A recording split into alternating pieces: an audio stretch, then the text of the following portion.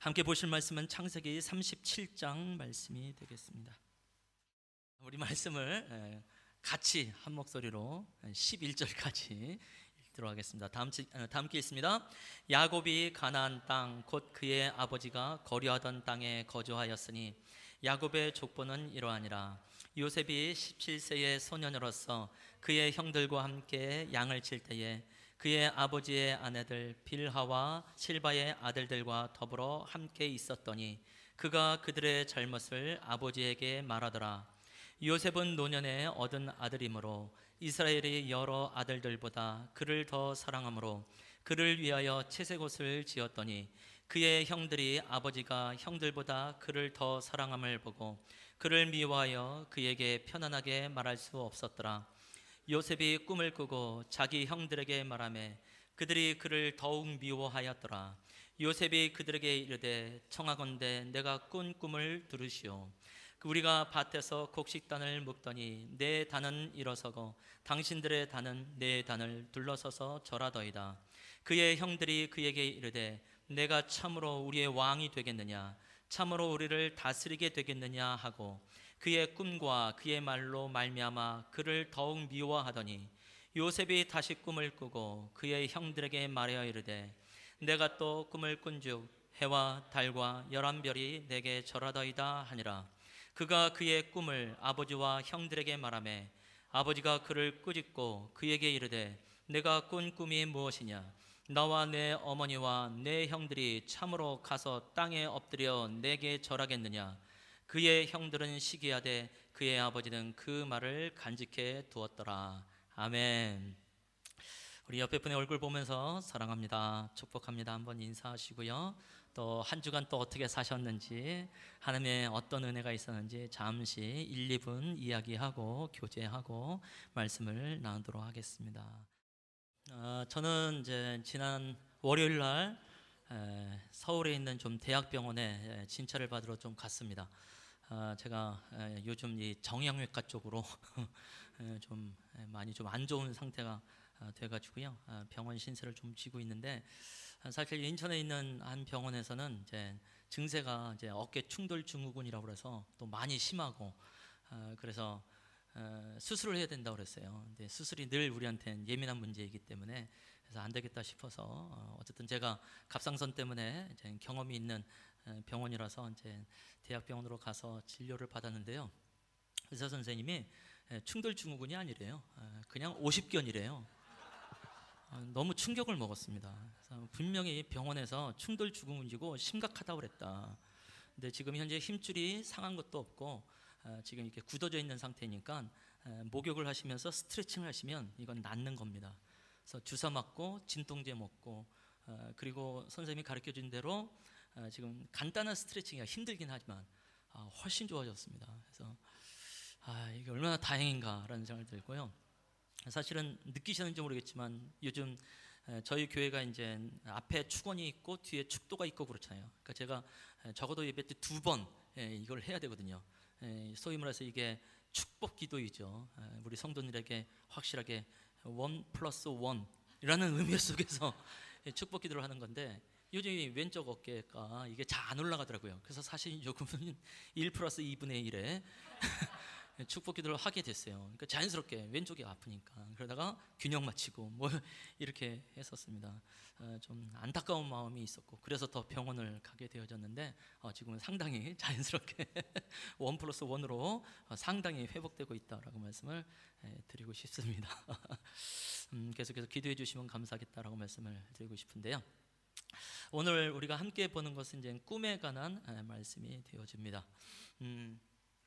성경에는 이제 에스더서라는 게 있습니다. 또 룻기서라는 게 있지요. 이게 왜 이제 놀라운 거냐 하면 한 인간의 삶을 그냥 성경으로 인정했기 때문에 그렇습니다. 엄청나죠. 에스더의 전 삶을 그냥 어떻게 보면 한 처녀의 삶이고 한 왕비의 삶이에요. 그런데 성경에 기록됐다라고 하는 것, 더군다나 이 구약 시대에 이걸 성경으로 완성되는 것, 그게 이제 2000년 전이거든요. 그러니까 그때서부터 이것은 성경이야, 하나님의 말씀이야라고 인정하고 그 이후로 지금도 우리가 이것은 하나님의 말씀이야, 이것이 성경이야, 그래서 에스더의 전 삶은 성경이야 라고 우리에게 도전을 주는 것이죠. 그래서 이게 우리한테 굉장히 위로가 될 수밖에 없고, 룻기도 마찬가지예요. 비록 4장밖에 안 되는, 4챕터밖에 안 되는 짧은 성경이지만 룻의 전 삶을 하나님이 성경으로 인정했다는 것이 굉장한 것이죠. 훗날 혹시 하나님께서 성경을 다시 쓴다고 할 때에 과연 누구의 이름이 그 안에 들어갈 것인가? 희광서 뭐 이런 성경이 있어야 되지 않겠는가? 은별서 뭐 이런 거, 난이서, 인건서 뭐 이런 거, 이철서, 할렐루야, 뭐 이런 게 있으면 얼마나 놀라울까? 철기, 그렇죠? 룻기가 아니라 철기, 뭐 이런 거. 오늘 좀 본문 말씀이 이제 요셉에 관한 말씀이잖아요. 그러니까 37장서부터 이제 50장까지 두 챕터만 빼고 전부 다 요셉에 관한 이야기가 되어집니다.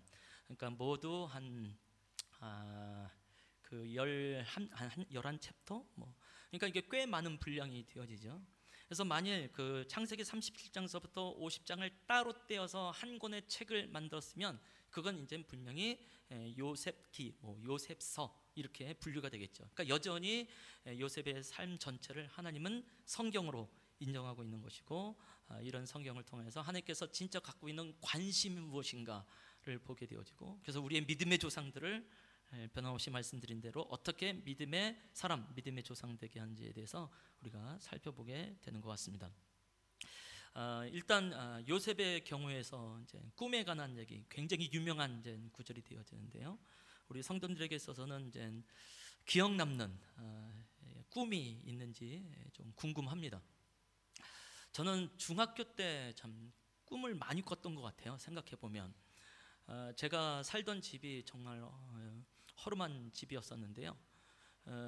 저희 마당 옆에 또 하나 집이 있었고 그 위에 이제 지붕이 있었어요. 그래서 제 기억으로는 한번 꿈을 꿀 때 보름달이, 진짜 휘황찬란한 보름달이요, 그 지붕 위에, 옆집 지붕 위에 둥글게 떴었던 기억이 나고요. 그다음에 옛날에는 제가 이렇게 나름대로 별자리에 좀 관심이 많이 있었거든요. 백조자리라고 아십니까? 하여튼 백조자리가요, 이렇게 있어요. 잘 보면 백조처럼 보입니다. 그리고 이제 뭐 이미지로 이렇게 백조 모양도 해놓은 게 있어요.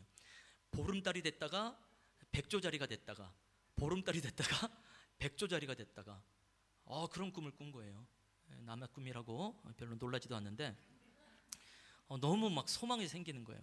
와, 어떻게 내가 이런 꿈을 꾸다니. 그러니까 내 인생의 삶이 이 보름달처럼 이 백조처럼 순백과 그다음에 뭔가 찬란한 삶을 살겠구나라는 생각을 하게 되어졌죠. 그리고 사실은 진짜 마치 저에게 소명처럼 느껴지는 꿈이 또 하나 있는데요. 그것도 역시 중학교 때예요. 아마 중학교 2학년 때였을 거라고 생각을 합니다. 누가 봐도 이제 뭐 중2병에 걸려 있는 그때이지만 꿈을 통해서 또 굉장히 격려가 됐던 것 같아요. 역시 같은 집에 대문을 열고 이제 밖으로 나갔어요. 그때는 제 기억으로는 낮잠을 잘 때였어요. 근데 사실은 낮잠이라기보다는 잠깐 졸았을 때였습니다. 이게 정말 정확한 기억인지 모르겠지만 요즘은 나이가 드니까 제가 분명한 경험임에도 불구하고 이게 맞나 틀리나 잘 모르겠더라고요. 분명히 시계를 보면서 졸았었어요. 그러니까 초침이 움직이는 걸 보면서 졸았어요. 제 기억으로는 2초에서 3초였습니다. 근데 꿈을 꾼 거예요. 대문 밖으로 나갔는데 하늘 정가운데서 소리가 들리는 거예요. 나는 성부 하나님이라. 또 왼쪽 하늘에서 나는 성자 하나님이라. 오른쪽 하늘에서 나는 성령 하나님이라. 그리고 깼어요. 그게 2, 3초 걸린 거예요. 안 믿으시네. 뭐 굉장히 격려가 되지 않습니까? 그런 꿈을 꾸게 되어지면 나중에 이제 뭐 사역자가 되면서 그게 소위 말해서 콜링, 부르심에 관한 꿈인가 보다, 뭐 이런 생각을 합니다만, 그래서 저한테는 굉장히 오랫동안 남는 꿈이죠. 뭐 40년이 넘어가도 아마 죽기 직전까지 계속해서 남지 않을까 싶습니다. 과연 우리 성도들에게 말할 수 있는 꿈이 무엇인지 좀 궁금하고, 이따가 뭐 사랑방 모임에서 한번 꿨던 꿈에 대해서 나눠도 어떨까라는 생각을 하게 됩니다. 오늘 이제 본문 말씀에 이제 꿈과 관련되어진 이제 네 부류의 사람이 나오게 되어지는데요. 먼저 꿈꾸는 사람이 있고요.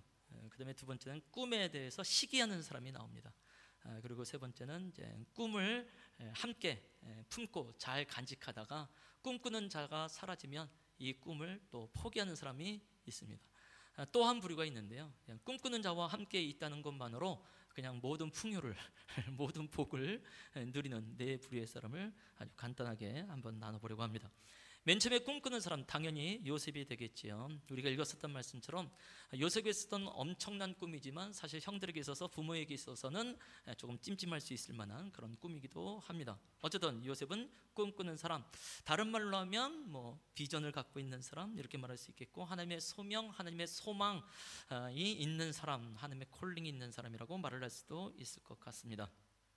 근데 꿈을 가지고 있는 사람 중에 이제 특징이 뭐냐면, 그 꿈으로 인하여서 시기가 있습니다. 모함이 있습니다 라고 말씀드리고 싶어요. 많은 사람들은 비전이라는 얘기를 하게 되면, 꿈을 얘기하게 되면 꿈꾸는 다락방 이런 책 때문에 그런지 몰라도 나의 삶이 찬란하겠구나 라고 생각을 하지만, 희한하게도 꿈과 동시에 시기와 모함이 있는 것을 발견하게 되어지고, 그것이 요셉의 삶입니다 라고 말씀을 드릴 수밖에 없습니다. 그래서 꿈을 꾸고 난 다음부터 요셉의 삶은 올라가는 삶이 아니라 내려가는 삶을 살아가는 것을 보게 되어지죠. 일단 형들에 의하여서 구덩이에 내려가게 되어지고요, 간신히 구덩이에서 건져지지만 또 애굽 땅으로 내려가는 삶을 사게 되어지고요, 애굽 땅에서 한 보디발이라고 하는 사람의 종살이를 하게 되는데요, 안타깝게도 또 여러 가지 억울한 상황 속에서 더 내려가는 옥살이를 하게 되어지고, 거기서 상당히 많은 시간을 보내는 요셉의 삶을 보게 됩니다. 참 희한한 일이죠. 분명히 하나님의 꿈임에도 불구하고 왜 꿈을 꾸자마자 올라가는 삶이 아니라 내려가는 삶을 살아가는가? 이것은 이미 요셉의 이제 조상들 아브라함, 이삭, 야곱에게 있었던 상황들과 크게 다르지 않습니다. 맨 처음에 아브라함에 관한 얘기를 하면서 하나님께서 아브라함을 훈련시킬 때 두 가지로 훈련시킵니다 라고 말씀드렸죠. 그것은 사람과 환경입니다 라고 말씀드렸고, 그 중에 하나의 환경이 바로 기근이죠. 분명히 하나님께서 말씀하셔서 간 비전의 땅이고 꿈의 땅임에도 불구하고 가자마자 기근이라는 게 생기는 바람에 애굽 땅으로 내려갈 수밖에 없는 아브라함의 삶이 있게 되어지죠. 그래서 꿈이 있다고 해서 항상 올라가는 것이 아니라 오히려 내려가는 것이 먼저 나타날 수 있고, 그것을 조금 더 어려워하지 마십시오. 그것은 하나의 과정입니다 라고 말씀을 드리고 싶고, 지금도 혹시 요셉처럼 나는 꿈이 있는데 왜 내 인생은 자꾸 완전히 바닥에 기고 있느냐라는 생각을 하시면 주님 앞에 좀 더 인내함으로 나가시면 어떨까라는 생각을 해보게 됩니다. 한숨이 예사롭지가 않네요. 그러면서 꿈을 가진 자의 특징이 있는데요, 꿈을 가진 자가, 꿈꾸는 자가 꿈을 해석합니다. 꿈을 풀어내는 것을 발견하게 되어지죠. 하나님의 은혜로 감옥에서 나오게 되어집니다. 애굽 왕 바로가 이제 꿈을 꿔요. 아무도 해석할 수 없는 희한한 꿈입니다. 그때 요셉이 가서 그 모든 꿈을 해석해 줍니다. 앞으로 7년 동안 애굽 땅에 온 세상에 엄청난 풍년이 있게 될 겁니다. 근데 그 풍년 이후 이 풍년은 기억하지 못할 만큼 어마어마한 기근, 흉년이 일어나게 될 것입니다. 그래서 이 풍년 때 흉년에 대한 준비를 하셔야 됩니다. 아무도 이 꿈을 풀 수 없을 때 요셉이 이 꿈을 풀어냅니다. 정말 현실성 있게 풀어내는 바람에 바로와 그와 함께 있었던 모든 신하들이 깜짝 놀라고 감동을 먹을 만큼 어마어마한 해석을 하게 되어집니다. 요셉이 이렇게 꿈을 해석할 수 있게 된 것은 요셉 자체가 꿈을 갖고 있는 사람, 꿈을 꿔본 사람이기 때문에 꿈에 대한 해석이 일어나게 되어지는 것이죠. 비전을 말할 때에 어떤 소명이나 어떤 소망을 말할 때 과연 그 비전과 그 소망을 누가 해석해낼 수 있고 그것을 받을 수 있을까요? 그것은 평소에 소망이 있는 사람, 평소에 꿈이 있고 평소에 비전이 있는 사람에게 그것이 그대로 흘러가는 것이 아닐까라는 생각을 해보게 되어지죠. 한국교회가 이제 선교에 대한 꿈, 선교에 대한 비전을 품은 지가 이제는 꽤 오래 됐습니다라고 말씀을 드릴 수밖에 없어요. 제가 아마 선교에 대한 구체적인 도전을 받고 나가겠던 것은 1980년대가 아닌가라는 생각을 해보게 되어집니다. 사실은 한국 교회가 2000년도 이전까지는 선교에 대해서 그렇게 열정적인 교회는 아니었었죠. 특히 80년대, 90년대 중반까지도 그렇게 선교에 대해서 뜨거운 열정을 갖고 있었을 때가 아니었습니다.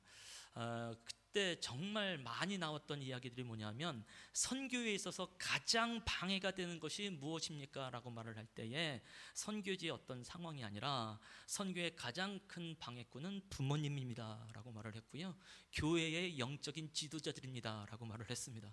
부모님에게 선교에 대한 꿈이 있다고 말을 해봐야 이게 먹히지가 않는 상황이고요, 교회에서도 내가 한번 선교적인 삶을, 선교사의 삶을 살려보려고 하는데 목사님 어떻게 생각하십니까? 그럼 목사님이 국내 전도나 열심히 해 뭐 이렇게 하고, 나는 너희를 파송해 줄 수 없어, 후원해 줄 수 없어, 뭐 당회에서도 그런 일들이 정말 많이 있었습니다. 그래서 오죽하면 선교의 가장 큰 방해꾼은 부모님과 교회의 영적 지도자들이라고 말을 할 거예요.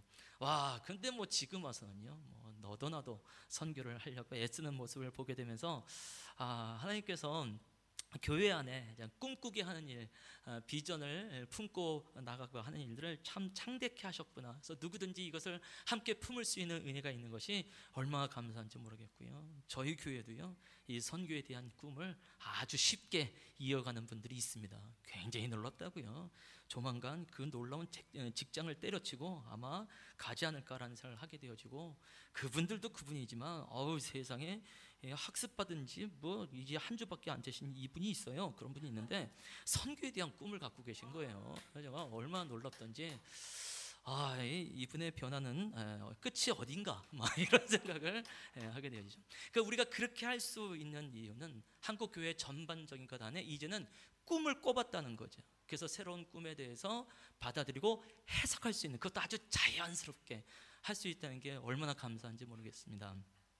사실 교회 분립 개척도 마찬가지인 것 같아요. 맨 처음에 김창현 목사님이 교회는 교회를 낳아야 됩니다 라는 말을 했을 때에 과연 주변에 있는 분들이 얼만큼 이해를 했을까라는 생각을 해보게 되고, 그나마 소풍교회가 분립 개척된 교회 14년 전에 이미 분립 개척된 교회니까 그런 메시지가 자연스럽게 흘러가게 되어지죠. 사실 소풍교회도 풍성교회에서 분립 개척될 때에 권혁성 목사님이 쉽지 않은 상황 속에서 분립 개척하게 되어졌죠. 그러니까 아무도 그런 꿈을 꿔본 적이 없는 상태 속에서 있으니까 그게 이해가 안 되는 거예요.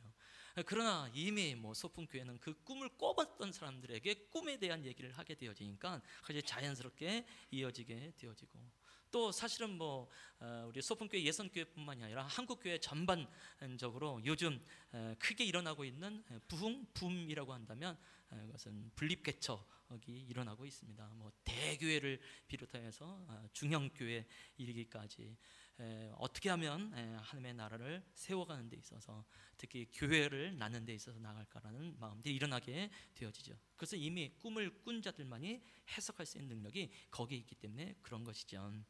우리 예선교회는 분명히 예배하는 교회이고 선교하는 교회가 되어집니다. 그러니까 일단체가 예배하는 교회에 대한 꿈이 있다는 얘기고 선교하는 교회에 대한 꿈이 있다는 얘기가 되겠죠. 그래서 우리가 함께 이 개척에 동참하면서 나오게 되어지는데요, 우리도 예배에서 꿈을 꿔보는 사람들이니까, 선교에 대해서 꿈을 꿔보는 사람이니까 자연스럽게 동참하게 되어지면서 자연스럽게 함께 예배하면서 찬양하게 되는 것이 아닐까라는 생각을 해보게 되는 것이죠.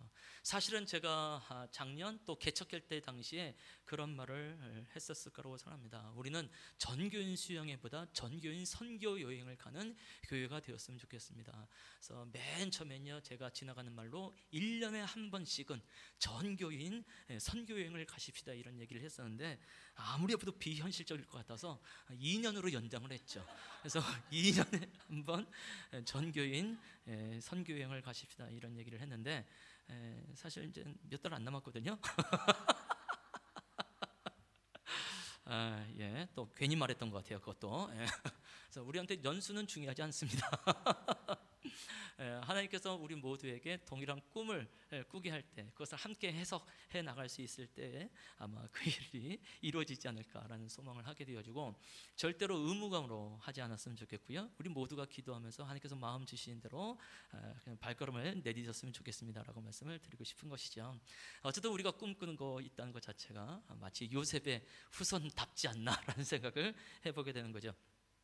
그리고 꿈을 가지고 있는 자, 또 그 사람이 꿈을 성취할 수 있는 경영적인 능력도 갖고 있는 것을 발견하게 되더라고요. 그래서 바로 왕한테 어떻게 이 풍년을 가지고 이제 흉년을 준비를 해야 되는지 지혜 있는 사람을 택하십시오라는 말을 하고요.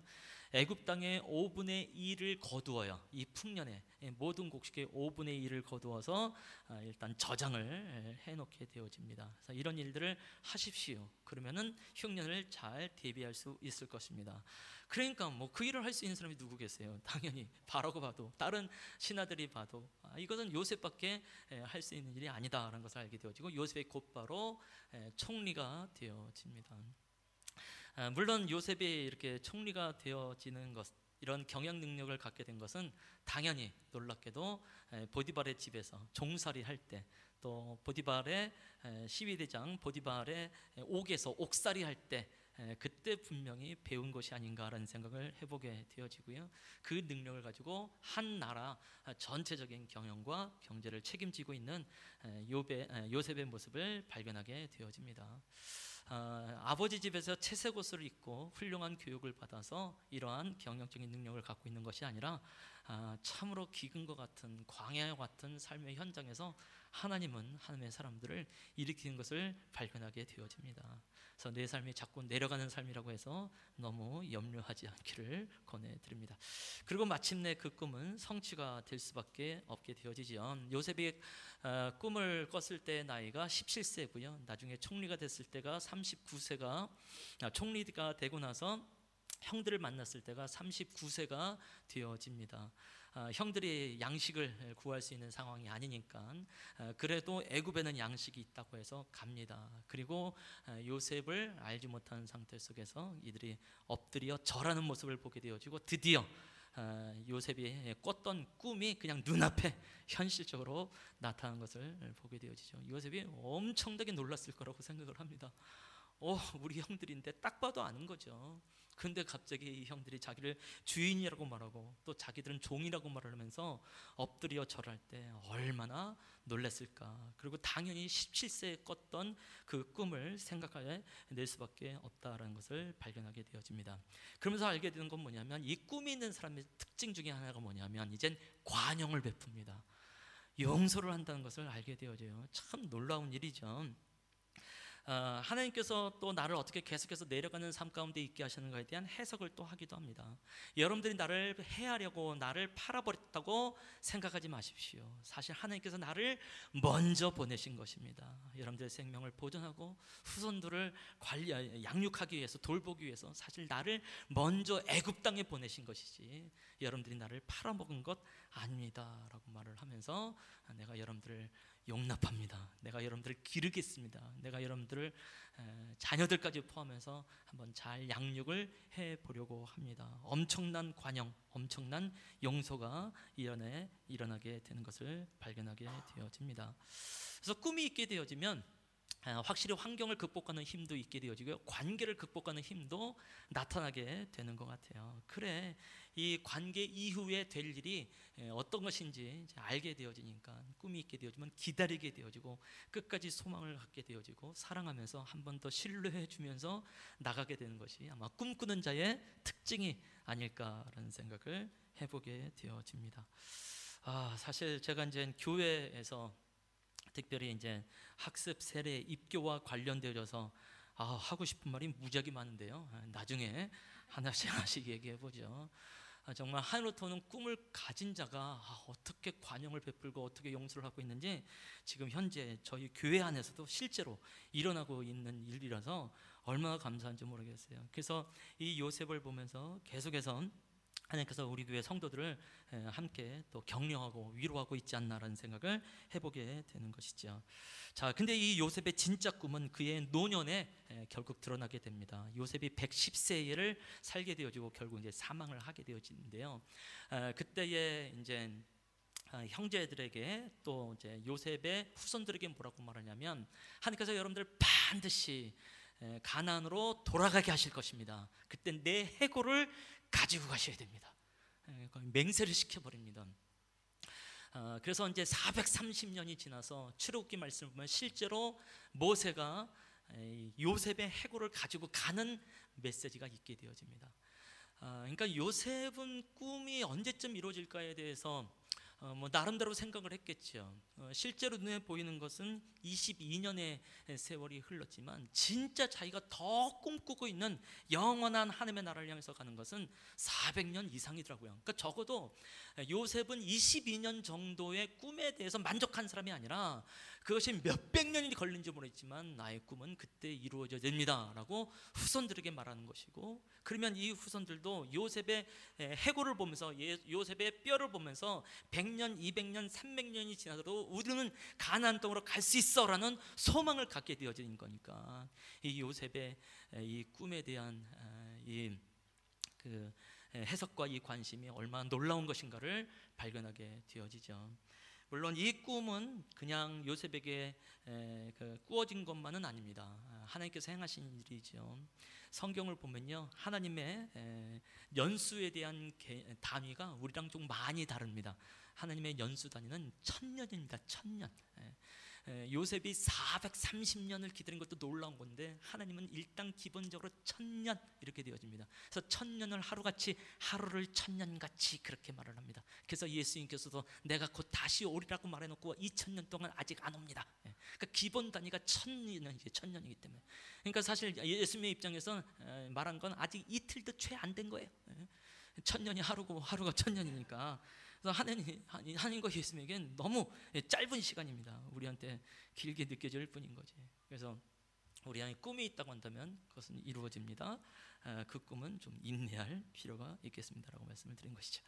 자, 그 다음에 이제 두 번째로 나오는 것은 당연히 이제 꿈을 꾸는 자를 시기하는 사람입니다. 그 형들이라고 말을 할 수 있겠죠. 일단 사실 이 형들도 요셉이 꿈을 꾸는 사람이라는 걸 알았어요. 그래서 이 형들을 찾아오는 요셉을 보면서 뭐라고 말을 하냐면, 오늘 설교의 제목처럼 꿈꾸는 자가 오는도다 이렇게 말을 합니다. 그러니까 분명히 알았어요.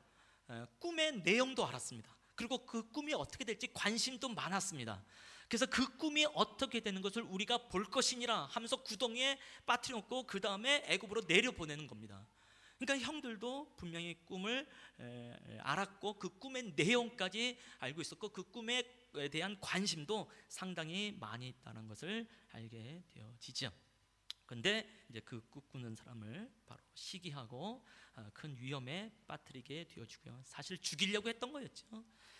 시기하고 미워하는 것이 참 살인까지 일어날 수 있다라는 것을 알게 되어지고, 요즘 매스컴을 통해서 어마어마하게 많이 일어나고 있으니까 그것은 인류의 처음부터 있었던 그야말로 원죄의 결과가 아닐까라는 생각을 해보게 되어집니다. 물론 여기까지 올 때는 약간 요셉의 말에 지혜가 없어 보이는 것도 있습니다.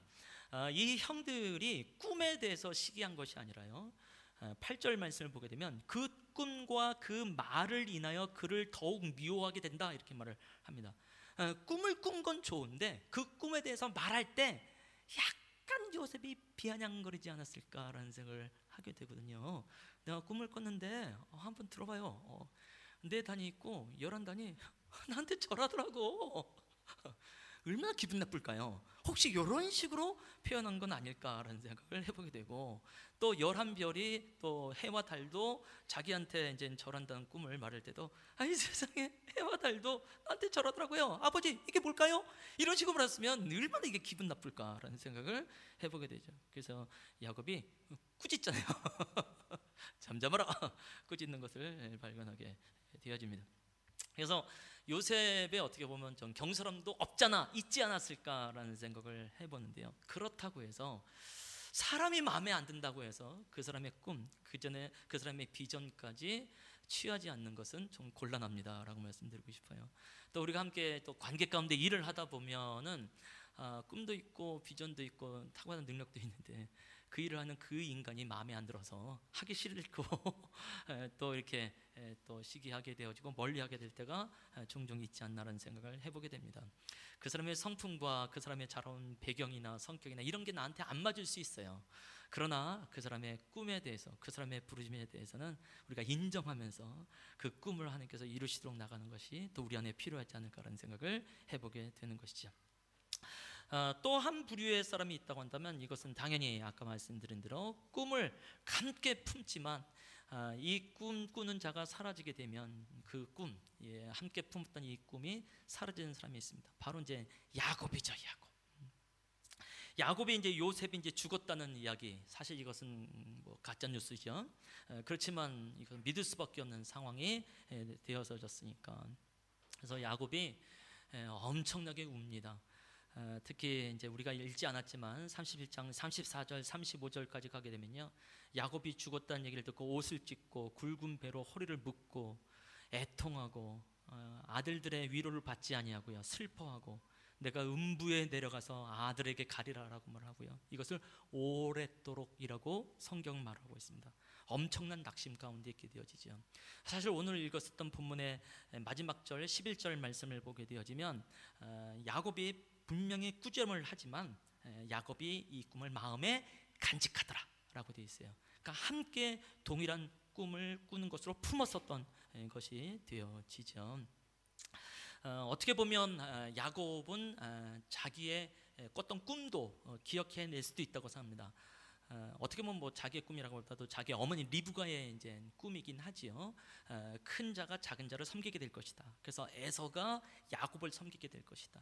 또 야곱도 뭐 꿈속에서 하나님을 만나기도 하고, 마치 그것처럼 형들이 요셉을 왕으로 인정하면서 섬기게 될 날이 오겠구나라는 것을 마음에 간직을 했다고 되어 있어요. 그 꿈과 그 비전을 함께 품었다고 되어 있습니다. 그러나 그 꿈꾸는 자가 내 눈앞에 보이지 않게 되어지니까 이 간직했던 꿈을 그냥 놔볼 수밖에 없는 안타까운 상황을 발견하게 되어집니다. 그래서 이 야곱을 보게 되면 누가 떠오르냐면 예수님의 어머니 마리아가 떠오르게 되어집니다. 마리아도 이제 천사를 통해서 또는 꿈을 통해서 예수 그리스도께서 나실 것에 대해서 말씀을 하시죠. 그때 마리아가 그 모든 상황에 대해서 마음에 두니라라는 말씀이 있고요. 특히 예수님께서 12살 때 성전에 가서 종교 지도자들과 함께 이야기를 할 때에 또 마리아가 가서 이런저런 얘기를 해요. 그 전에 또 예수님의 탄생 이후로 뭐 시므온이라나 안나라는 이 선지자들이 예수님에 대해서 말했던 것을요 간직하더라, 마음에 두니라라는 말씀이 있습니다. 근데 예수님이 나중에 이제 부활하고 승천하시거든요. 그러니까 어떻게 보면 가장 큰 비전과 가장 꿈을 갖고 있었던 예수님이 보이지 않는 겁니다. 그러나 마리아는 그 꿈을 포기하지 않습니다. 내 눈앞에 그 꿈꾸고 있는 자, 그 비전을 갖고 있는 자가 보이지 않지만 같이 품었던 이 꿈은 가지고 동일하게 기도하면서 사도행전 역사 속에서 한 역할을 감당한 것을 보기 때문에 그런 것이죠. 모르겠습니다. 아마 이 예선교회에 있어서 꿈에 관해서 가장 많이 품고 가장 많이 말을 하는 사람은 결국 제가 되겠죠. 그러나 언젠가 저도 뭐 사라질런지도 모르겠죠. 뭐 사고 때문에 죽을 수도 있는 거고, 누가 슬퍼하겠네요. 어쨌든 뭐 그럴 수도 있는 거고, 아니면 진짜 저에게도 갑자기 이 공간이 해결이 안 되어져서 또 분리개척을 할 수밖에 없는 상황이 되어지고, 절반은 여기 남고 절반은 뭐 저와 함께 떠나고 뭐 이럴 수도 있을지 모르겠어요.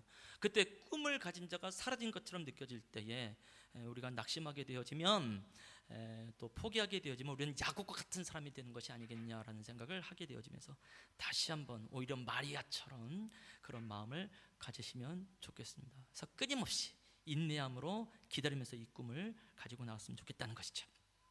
또 한 부류가 있습니다. 제가 제일 부러운 사람이긴 합니다. 꿈꾸는 사람과 함께 있는 것만으로도 그냥 복을 누리는 사람들, 꿈꾸는 자와 함께 있는 것만으로도 그냥 풍부한 사람들이 있습니다. 그 사람들은 당연히 보디발입니다. 보디발의 집이 굉장히 형통해집니다. 왜? 요셉을 하나님께서 형통하게 하셨거든요. 요셉을 형통하게 하셨다는 얘기는 요셉이 있는 그 보디발의 집을 형통하게 하신 것이 되어집니다. 보디발 때문이 아니에요. 성경을 잘 보면 요셉 때문인 겁니다. 그리고 또 그 감옥의 이제 간수겠죠, 간수. 요셉에게 모든 것을 다 맡겨버렸어요. 또 그 감옥에서도 요셉이 형통하게 되어집니다. 그러니까 요셉과 함께 있는 이 간수는요, 그냥 뭐 이렇게 조상을 잘 만난 건지 몇 자리를 잘 했는지 진짜 그냥 복을 누리는 거예요. 그 형통을 그냥 누리는 것을 보게 되고, 술 맡은 관원장, 그렇죠. 떡 맡은 관원장은 죽었는데 술 맡은 관원장은 요셉의 꿈에 대한 해석과 함께 그가 복직이 되어진단 말이죠. 그래서 자기의 지위를 그대로 누리게 되어지고 그 모든 부여를 그냥 누리게 되는 거예요. 참 놀랍지 않습니까? 꿈꾸는 자와 함께 있다라는 것만으로도 아무것도 안 했지만 그냥 복을 누리고 있는 거예요. 그 중에 또 한 사람이 바로 왕이죠. 바로도 그냥 꿈을 꿨을 뿐이에요. 근데 이 꿈이 뭔 줄 모르겠어요. 해석을 못해요. 근데 요셉이라고 하는 꿈꾸는 자가 딱 해석해 주기 시작하니까 바로가 바로 되어집니다. 뭐 요셉도 어마어마한 사람이지만 우리는 항상 기억해야 될 것이 뭐냐면 요셉 위에 바로라는 사람이 항상 있었다는 것을 기억할 수밖에 없어요. 그래서 애굽 땅 전체가 형통함을 얻었을 때 그 모든 영광은 당연히 바로가 얻을 수밖에 없는 것이 되지 않겠는가. 특히 애굽 땅에 살고 있었던 애굽 백성들 무슨 복입니까? 다들 온 세상이 기근으로 가득해가지고 양식이 없어서 줄이고 있을 때에 애굽 백성들은요 요셉이 나누어주는 양식을 가지고 함께 줄이지 아니하며 풍부하게 배불리 먹고 사는 것을 발견하기 때문에 그렇죠. 그래서 부럽다는 겁니다. 아무것도 안 하면서 모든 은혜는 다 누리고 모든 복은 다 누리고 있으니까. 그래서 우리는 이 네 가지 중에 좀 어떤 사람이 되면 좋겠는가? 최소한 우리는 꿈에 대해서 시기하는 사람은 되지 않았으면 좋겠습니다. 물론 관계 가운데서 나랑 잘 안 맞으니까 시기할 수 있어요. 그러나 그 사람의 꿈에 대해서만큼은 좀 인정해 주시면 좋겠다고 말씀을 드리고 싶고, 또 야곱처럼 꿈에 없는 것처럼 너무 낙담하지 않았으면 좋겠다라고 말씀을 드리고 싶고, 할 수만 있으면 요셉처럼 꿈꾸는 사람이 되면 제일 좋겠죠. 그것도 안 되면 슬마튼 관왕전처럼 보디발처럼 바로처럼 애굽의 백성들처럼 꿈꾸는 자 바로 옆에 함께 있으십시다. 예선교회 떠나지 말란 얘기죠. 그래도 우리가 꿈꾸는 사람들이니까 난 그런 꿈 없어요. 난 어쩌다 보니까 여기 오게 된 거예요. 원래는 한 주만 오려고 그랬어요. 그래서 많은 사람들이 온 줄 알았는데 제가 누구 흉내를 내고 있는 거예요. 그러다가 1년이 훨씬 넘게 함께 있게 됐거든요. 그러니까 꿈꾸는 자와 함께 있음으로 인해서 오는 복을 우리가 누리고 있습니다라고 말씀을 드리고 싶고요. 이 은혜 안에 좀 계시면 좋겠다. 사실 이제 믿음의 조상들을 어떻게 믿음의 사람 되게 하시는가라는 부분 훈련 과정을 계속해서 이제 보고 있는 중인데요. 아브라함과 이삭과 야곱, 아이야 이분들에게는 하나님께서 특별한 언약을 하십니다. 약속을 하시죠. 그래서 그것을 성취해 가시는 하나님을 발견하게 됩니다. 그런데 요셉에게 있어서는 그러한 언약, 그런 약속을 말로 하는 것이 아니라 꿈으로 하는 거죠. 그러니까 조금 방식이 약간 독특해요. 그러니까 이 꿈이라고 하는 것이 그냥 요셉이 꾼 건 아니다라는 것을 알게 되어지고, 사실은 하나님께서 일방적으로 꿈을 주신 것이고 일방적으로 말씀하신 것입니다. 이 꿈이 결국 약속이고 이 꿈이 결국 언약입니다 라고 이해를 해야 되죠. 그래서 같은 믿음의 훈련을 하나님께서 하고 계십니다라고 볼 수밖에 없는 것이고, 시편 말씀을 보면 이 요셉에 대해서 지금 제가 한 말을 정리해서 하시는 말씀이 있습니다. 시편 105편 17절에서 19절 말씀인데요, 이 말씀을 우리가 같이 읽고 오늘 설교를 마쳐보려고 합니다. 함께 읽어보겠습니다. 시작. 그가 한 사람을 앞서 보내셨으며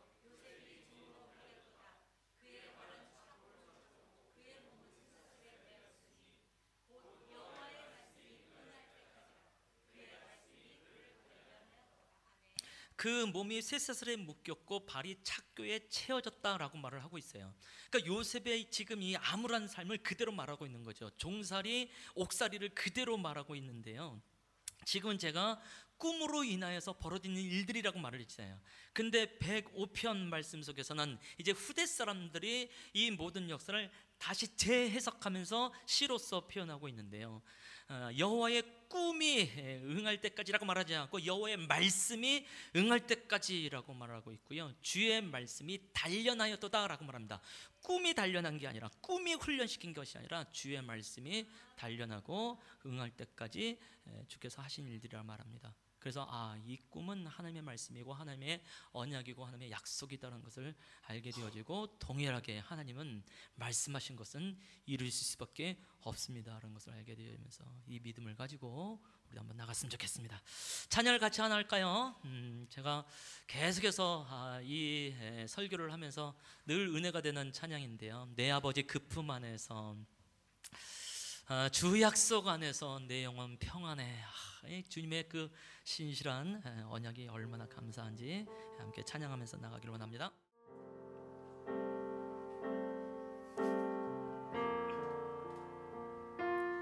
내 아버지 그 품 안에서 내 영혼은 안전합니다.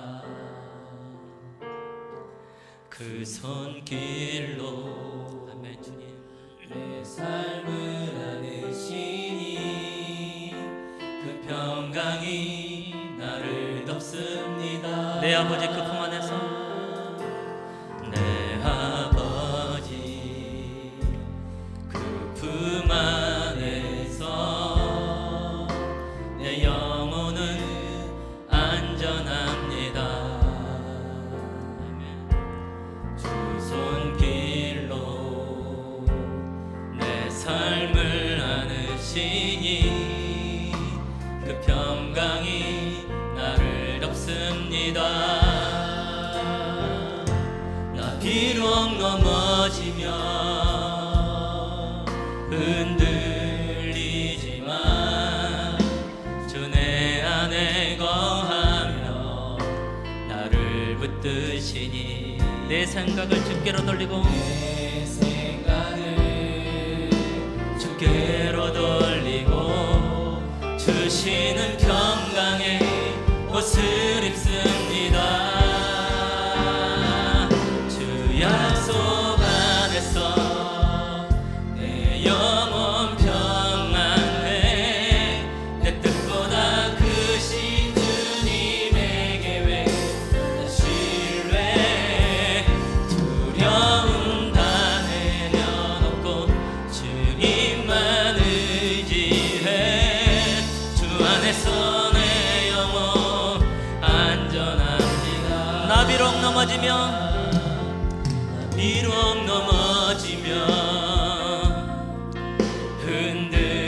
흔들리지만 주 내 안에 거하며 나를 붙드시니 내 생각을 주께로 돌리고, 내 생각을 주께로 돌리고 주시는 평강의 옷을 입습니다. 주 약속 안에서 내 영혼 평안해. 내 뜻보다 크신 주님의 계획 신뢰. 두려움 다 내려놓고 주님만 의지해. 주 안에서, 아멘. 주 약속 안에서 내 영혼이 평안합니다. 주 약속 안에서 내 영혼 평안해. 내 뜻보다 크신 주님의 계획 나 신뢰. 두려움 다 내려놓고 주님만 의지해. 주 안에서 내 영혼 안전합니다. 우리 기도하실 때에 우리의 진정한 안정감, 진정한 보호, 진정한 보전, 진정한 안전은 오로지 우리 하나님 한 분밖에 없지 않습니까? 주 안에 있을 때만이 가능하지 않습니까? 주께서 말씀하신 그 약속을 우리가 믿고 신뢰할 때에 그 안에서의 그야말로 우리가 꿈꾸었던 회복과 성취가 일어나는 것이 되는 것이 아니겠는지요. 우리 중에 꿈꾸지 않는 사람이 누가 있겠습니까? 근데 꿈을 꾸면 꿀수록 왜 내 인생은 자꾸 내려가는가, 내 인생은 왜 자꾸 바닥을 치는가 라고 할 때에 요셉을 통하여서 주께서 우리를 격려하기를 원하시는 것이고, 그래서 성경에서 말하는 대로 너에게 소망의 인내를 가져라 라고 말씀한 것이 아니겠는지요. 하나님, 내 인생이 내려가는 인생이고 내 인생에 바닥 치는 것 같사오나 주께서 나에게 말씀하신 그 말씀이 나로 하여금 믿음의 사람 되게 하는 줄로 믿습니다. 두려움 내어놓겠습니다. 내려놓겠습니다. 주님, 내가 모든 시선을 주께로 돌리며 나아갑니다. 환경에 맞춰져 있는, 주님, 상황에 맞춰져 있는, 형편에 맞춰져 있는, 어그러져 있는 관계에 맞춰져 있는 것에 대해서 나의 눈길을 돌려서 주께로 향하여서 나아갑니다. 주를 의지하면서 나아가오니 주의 말씀하신 그 꿈이, 그 소망이 온전하게 성취된 것을 내 삶 속에서 보게 해주시옵소서. 각자의 고백으로 함께 기도하는 시간이 되기로 합니다. 기도하겠습니다.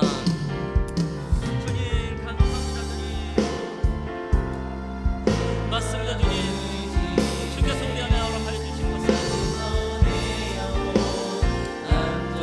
스스로 포기하지 않게 해주시옵소서. 주께서 포기하지 않으면 우리도 포기할 수 없는 겁니다. 주께서 지치지 않으면 우리도 지칠 수 없는 것입니다. 주님, 어떠한 상황 속에서, 어떠한 환경 속에서 우리가 말씀하신 것은 반드시 이루어질 수밖에 없는 것을 고백하면서 나아갑니다. 주님, 요셉의 삶 가운데 꿈을 주시고 요셉의 가운데 말씀하신 하나님이 언약하시고 약속하신 하나님 반드시 이루어주시는 것을 믿습니다. 주님, 내가 그 안에 있습니다. 내가 그 삶 가운데 있다.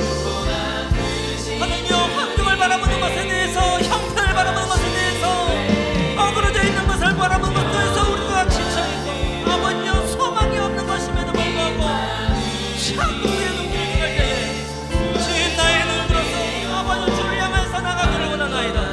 주님, 나의 모든 시선을 주께 바치면서 다시 한번 나아갑니다. 주의 사람들이 그런 말로 중간답시고 저는 지식을 지혜를 안 준다고 말하는 주께서 나에게 소망한 것을 내려 바로 말씀을 받게 인도하여 주시옵소서. 그 약속 가운데 서 계실 줄을 찬양하오니 주의 주의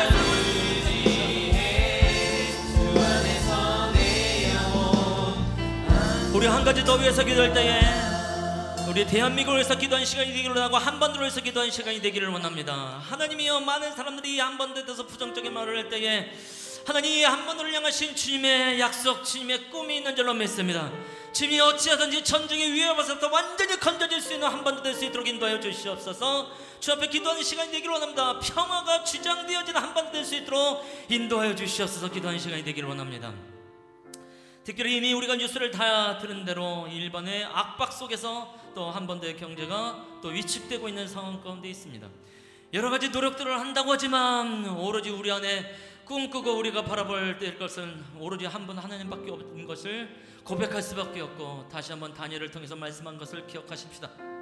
하나님은 왕을 세우기도 하고 왕을 폐하기도 하시고 나라를 세우기도 하고 나라를 폐하게 하시는 분이십니다. 모든 나라의 권세는 하나님께 있는 것을 고백하면서 주님 앞에 의뢰하면서 기도하면서 나가지요. 하나님이여, 이 한반도의 어지러운 상황 가운데에 하나님이여, 이 대한민국의 위험한 상황 가운데 주님이 이 나라를 긍휼하게 주시옵시고, 이 나라 이 한반도를 향하신 주님의 꿈과 주님의 약속이 성취된 것을 보게 해주시옵시고, 무엇보다도 한국교회가 지치지 아니하고 포기하지 아니하며 끝까지 믿음의 싸움을 하면서 갈 수 있도록 인도해 주시옵소서. 우리 한반도 기도하는 시간이 되기를 원합니다. 기도하시겠습니다. 주님 맞습니다. 주님, 우리를 새롭게 하시고 주님 우리를 회복케 하신 것이 주님의 마음인 줄로 믿습니다.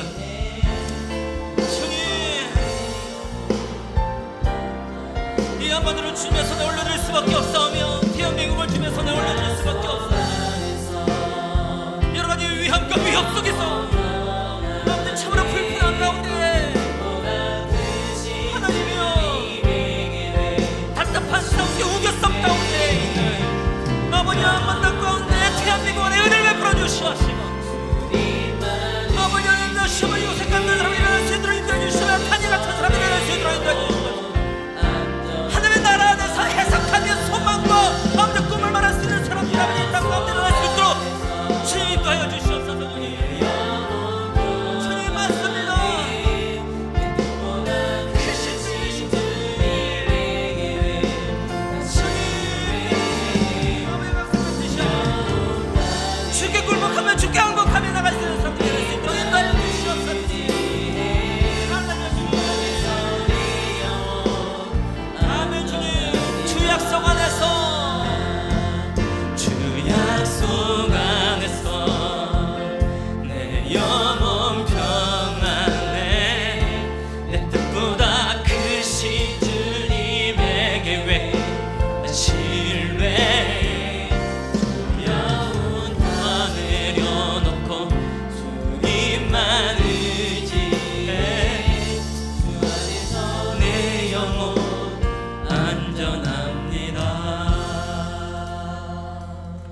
하나님의 우리의 인생이 개인의 삶이 됐든지 공동체의 삶이 됐든지 민족, 나라 단위의 삶이 되었든지 우리는 안정감을 찾아갈 수밖에 없는 사람들입니다. 하나님, 그래서 많은 사람들을 만나고 환경을 변화시키려고 애를 쓰지만 우리가 신앙 안에서 그 모든 안정의 지혜는 바로 하나님께 있는 것을 고백할 수밖에 없고 인정할 수밖에 없는 것을 고백합니다. 하나님, 주께서 각설한건 뒤주셨던 꿈 성취되지 않는 것으로 인해서 답답해하고 오히려 성취는커녕 내려가고 바닥치고 있는 우리의 인생을 보면서 하나님, 꿈을 포기하고 놓으려고 할 때에 요셉의 삶을 통해서 우리에게 말씀하시고 격려해 주심을 해서 감사를 드립니다. 하나님, 우리도 기다려 보겠습니다. 성경에서 말하고 있는 소망의 인내를 우리도 한번 품어 보겠습니다. 마침내 하나님께서 어떻게 그 꿈을 이루어 가시는지, 마침내 그 말씀을, 그 언약을, 그 약속을 어떻게 이루어가는지 모든 예선교회 성도들이 볼 수 있도록 인도하여 주시옵소서.